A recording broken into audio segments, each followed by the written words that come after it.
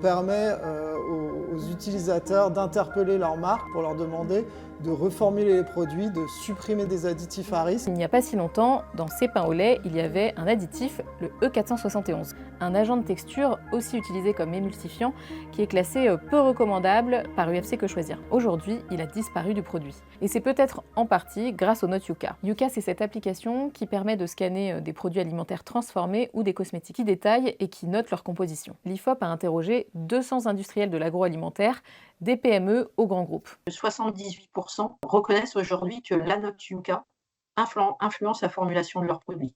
96% des professionnels qu'on a interrogés déclarent avoir reformulé au moins une partie de leurs produits au cours des 5 dernières années. On note vraiment, face à cette mobilisation citoyenne, une pression sur l'industrie qui les pousse aujourd'hui à l'action. Alors quel impact veut avoir Yuka sur les industriels de l'agroalimentaire? Je suis allée en parler avec l'un de ses cofondateurs.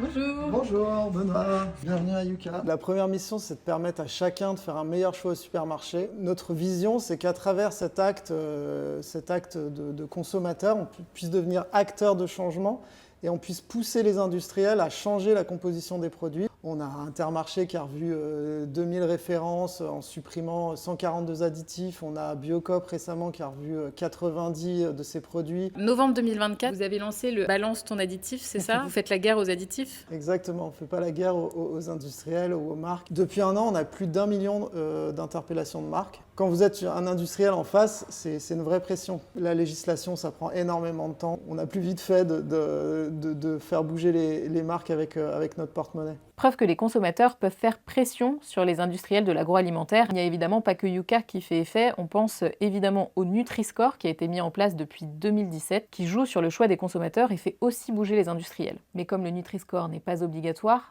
près de 40% des aliments ne l'indiquent pas, selon 60 millions de consommateurs. Début novembre, une mesure est arrivée à l'Assemblée nationale.